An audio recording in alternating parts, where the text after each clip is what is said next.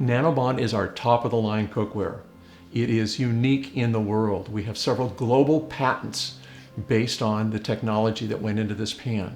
What we've done is we've taken from the aerospace industry the knowledge and the ability to apply titanium to the surface of stainless steel. You might say, well, who cares? Why do I need that?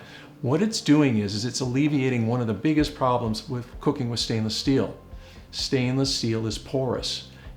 Those pores will swell with heat and contract with cold, which is why foods stick. It's why you get discolors. It's also a relatively soft alloy. When we put that titanium surface down on top of the stainless steel, we end up with a glass-like surface. So a simple mental image would be, take a piece of wood, put some paint on it, it's porous, the paint will adhere to the wood. If you take a pane of glass and you go ahead and put some paint on that and let it dry, it scrapes right off. There's no pores. That's exactly the effect that the NanoBond is having on the surface of the pan. What it's basically doing is it's elevating the ease in which it is to use a stainless steel pan. Meaning, if you can climb stairs, it's great, but now I'm giving you an escalator to make your cook life easier. The NanoBond technology places thousands of atom-sized layers of titanium on the surface of the stainless steel. The total thickness of that layer, that coating, is about 2 microns, about the size of a human hair, but it's making a huge difference and benefit to you as far as cookware goes. 2 aspects that are attributable specifically to that hardness is that it's a surface that's 4 times harder than the stainless steel beneath it. So that's going to make it scratch resistant and pretty much stain proof. And what I mean by scratch resistant, you can use metal tools in the pan all day long. Please don't use your knife and fork in here like some young folks I know do, where they don't know about using a dinner plate and they eat their ribeye steak straight out of the skillet with a knife and fork. It's going to leave a mark. But the good news is, as far as NanoBond's concerned, that mark is just a mark. It doesn't cause the pan to deprecate at that point. It's perfectly fine. You just have a reminder that you used a knife in your pan when you shouldn't have. Apart from that, the other aspect is the ability to have basically a stain-resistant surface. Over the 7 years plus of talking about NanoBond, I have yet to have anybody have it so where they couldn't get it clean and remove any kind of a stain that's left on the pan. So these are 2 huge advantages as a result of the titanium surface that's on this. A consumer I always keep an eye out for when I was selling NanoBond in a store or when I'm helping at a store is somebody who's coming in to look for a, quote, non-stick piece of cookware. I always want to invite them into a conversation about NanoBond. The reason being is there has been much more coming forth to the public about a chemical category called PFAS, PFAS. There are about 10,000 chemical chains underneath that heading of PFAS. And what PFAS is also known as, or is publicized as, is a forever chemical, meaning it does not biodegrade.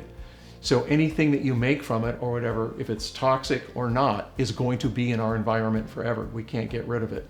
So we need to be very careful and mindful of what we make and what we produce with that. The other aspect of it is it's not just in cookware.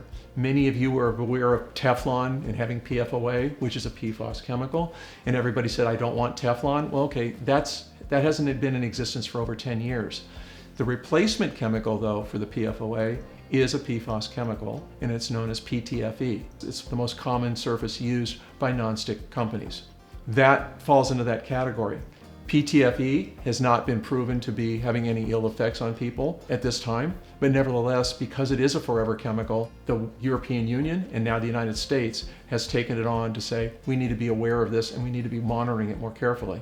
Also, I want to stress it's in other businesses, it's in other industries. A McDonald's hamburger wrapper has it on the back of it. Microwave popcorn has it. Women's cosmetics has PFAS. So even if they're not thinking of cookware having this issue, it is going to be on their mind and they're going to be more aware of it. And it has 2 aspects. There's the personal health aspect to it, as well as just from a sheer ecological standpoint.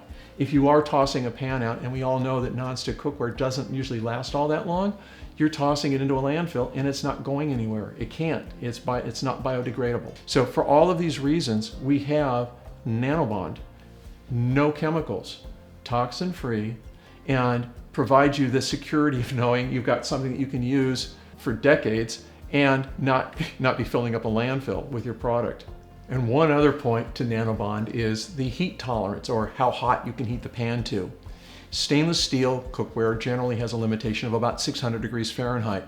You're normally not cooking at that high of a temperature, although if I did leave my pan here without anything in it and left the burner on for just on low even for a few minutes, it's very possible that I'm going to exceed that 600 degree limit. The reason that's relevant is at 600 degrees, remember I was telling you about the structure, the clad structure, we have different metals involved here, meaning the stainless steel and the aluminum.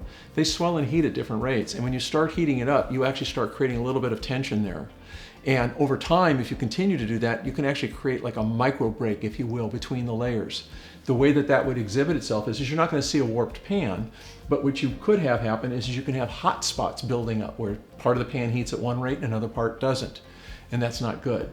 With our pan in NanoBond, you can go all the way up to 1,050 degrees Fahrenheit. This means we have people putting them in pizza ovens, putting it on their barbecue. Remember, even though the smoke, the grit, all the grease, anything else that's going on the barbecue is not going to adhere to the NanoBond, and it can handle the heat beautifully. I even had a funny story from a gentleman who called me from Tennessee, and he said, I just want to check something with you. And I said, what's that? And he says, can I use my NanoBond skillets in the kitchen? And I kind of, this is on the phone, but I'm kind of going, what are you doing with it? Hammering nails? And he goes, no, I just use it on my barbecue. I didn't know I can put it in the kitchen. I said, yes, definitely have a good time. Start cooking with it. You're going to enjoy it a lot.